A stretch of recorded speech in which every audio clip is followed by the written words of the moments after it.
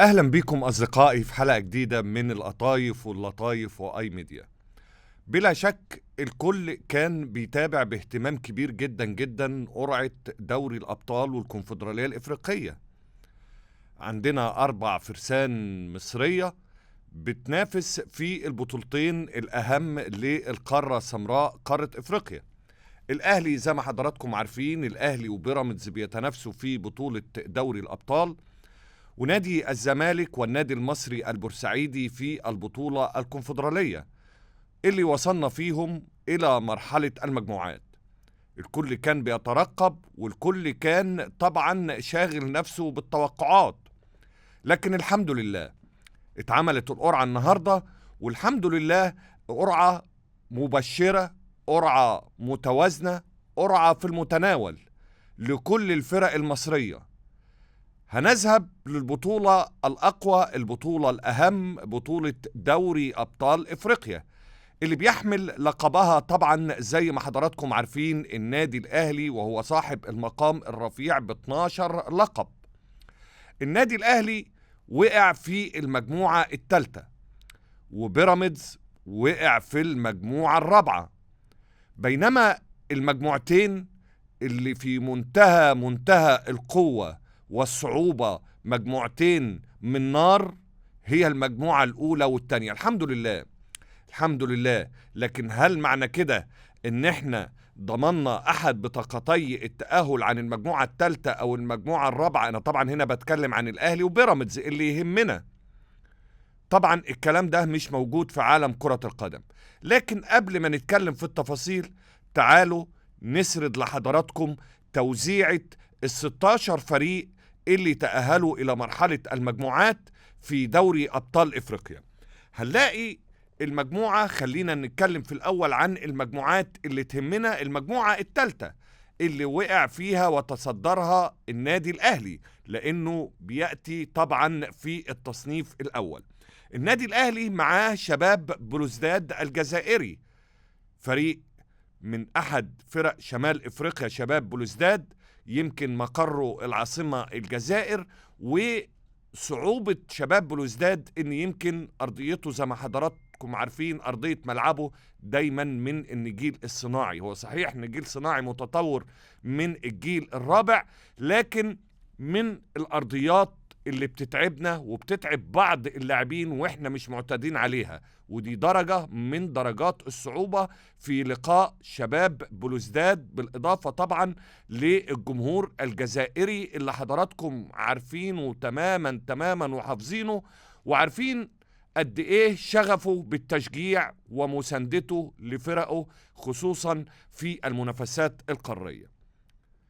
تاني فريق مع النادي الأهلي في المجموعة الثالثة أورلاندو بايرتس الجنوب إفريقي، اللي طبعا يعني لعبناه قبل كده، خصوصا في لقاء المباراة النهائية في نسخة 2013، وكانت آخر مباراة لنجمنا الكبير محمد أبو تريكة اللي ودع فيها الملاعب تقريبا، وتوج النادي الأهلي باللقب، وكان بيقود الفريق فنيا جو الكابتن محمد يوسف. رابع فريق مع النادي الأهلي في المجموعة استاد أبيجان الإيفواري.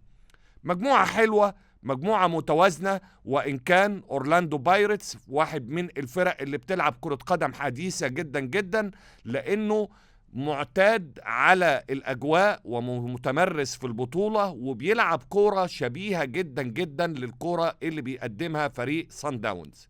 يبقى عندنا شباب بلوزداد فريق لن يكون صيدا سهلا.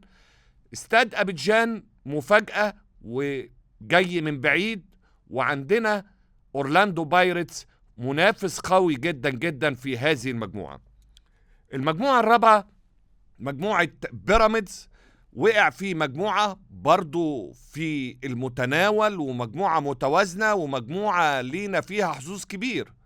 في التصنيف الأول طبعا الترجي التونسي، ثم بيراميدز، ثم سجرادا الأنجولي اللي شفناه قبل كده في منافسات أمام نادي الزمالك، وفريق صاحب تاريخ وصاحب خبرة وصاحب تمرس في البطولات الإفريقية هو ديجوليبا المالي. برضو مجموعة سهلة وفي المتناول، واللقاءات كلها هتبدأ يوم 26 و27 نوفمبر. النادي الأهلي هيبدأ باستاد أبيجان في ملعب القاهرة الدولي، ثم هيخرج إلى جنوب إفريقيا يوم 6 أو 8 ديسمبر، ثم بعد كده يستضيف شباب بلوزداد في ملعب القاهرة، ثم نخرج إلى شباب بلوزداد في الجزائر، ثم نخرج أيضا إلى استاد أبيجان، ويختتم النادي الأهلي أصدقائي لقاءاته في ملعب القاهرة الدولي يوم 17 إلى 19 يناير أمام أورلاندو بايرتس.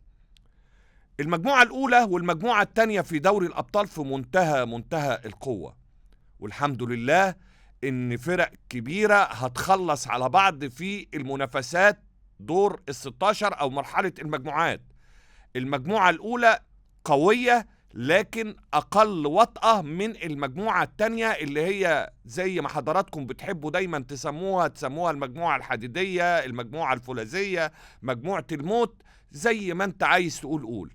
لكن خلينا الأول نتكلم عن المجموعة الأولى. المجموعة الأولى فيها مازيمبي، يانج أفريكانز، الهلال السوداني، غريبة انه ما وقعش معانا السنة دي، ومولودية الجزائر. ما تقدرش تقول مين هيعمل ايه ومين يقدر يتصدر هذه المجموعة على الإطلاق، لأن الأربع فرق عندهم حظوظ.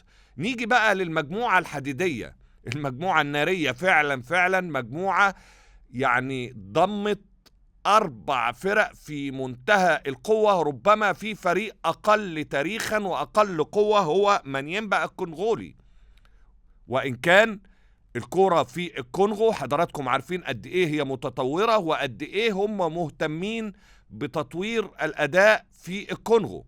لكن ال3 فرق، سان داونز الجنوب إفريقي، الجيش الملكي المغربي بطل الدوري المغربي، والرجاء المغربي، واحد دايما من فرسان كرة القدم الإفريقية ودايما واحد من أضلاع المربع الذهبي في هذه البطولة. عموما كل الأمنيات الطيبة للأهلي وبيراميدز في دوري الأبطال، والمهمة طبعا لن تكون سهلة، خصوصا ان الأهلي وبيراميدز عندهم سفريات بعيدة جدا وعندهم أجواء مختلفة تماما عن المنافسات المحلية. التأهل لن يكون سهلا، لكن بالأداء وبالشخصية وبالنجومية وبالملاعب وبالتاريخ وبقدراتنا الفنية والمساندة الجماهيرية، النادي الأهلي بإذن الله قادر على التأهل عن المجموعة الثالثة، وأعتقد بإذن الله بيراميدز أيضا قادر عن التأهل من المجموعة الرابعة. نروح للفارسين الآخرين في البطولة الكونفدرالية، نادي الزمالك الفارس الأبيض والنسر الأخضر المصري البورسعيدي. حظنا إنهم الاتنين وقعوا في مجموعة واحدة. هل ده حلو؟ هل ده وحش؟ مش عارف رأي حضراتكم إيه. هو هيقلل عليهم السفر والترحل والانتقال، لكن فرقتين طبعا من نار.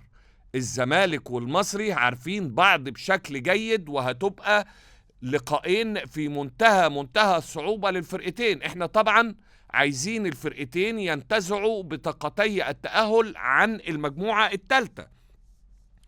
الزمالك والمصري وإنيمبا وبلاك بولز الموزمبيقي.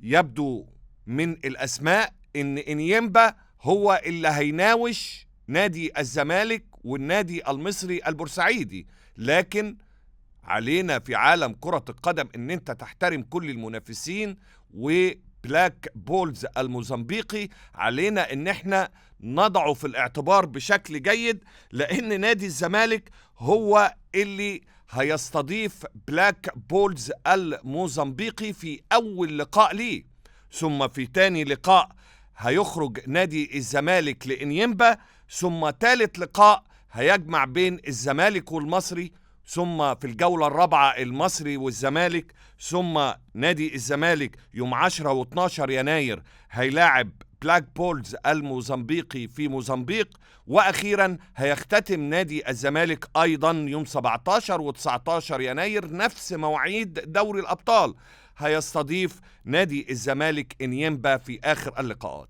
يبقى نادي الزمالك هيبدأ مشواره الإفريقي بمشيئة الرحمن بمواجهة بلاك بولز الموزمبيقي، بينما النادي المصري هيواجه إنيمبا في أول اللقاءات، وبداية قوية للنادي المصري. واللقاء الأول للنادي المصري البورسعيدي في مرحلة المجموعات هيبلور بشكل كبير جدا جدا قدرته على التأهل من هذه المجموعة. كل الأمنيات الطيبة للأربع فرسان إنهم يستمروا في مشوار التنافس والوصول إلى الدور الربع نهائي، دور الثمانية.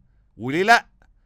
احنا السنة اللي فاتت الأهلي خد دوري الأبطال والزمالك خد الكونفدرالية، وشفنا السوبر المصري مصري 100%. ليه لأ؟ ما نقدرش ونقدر ان احنا نكرر الانجاز، خصوصا ان احنا عندنا 4 فرق مصرية في منتهى القوة. ان شاء الله يبقى النهائي هنا مصري والنهائي هنا مصري، ويبقى عندنا كمان السوبر مصري، وليلتكم تبقى مصري في مصري.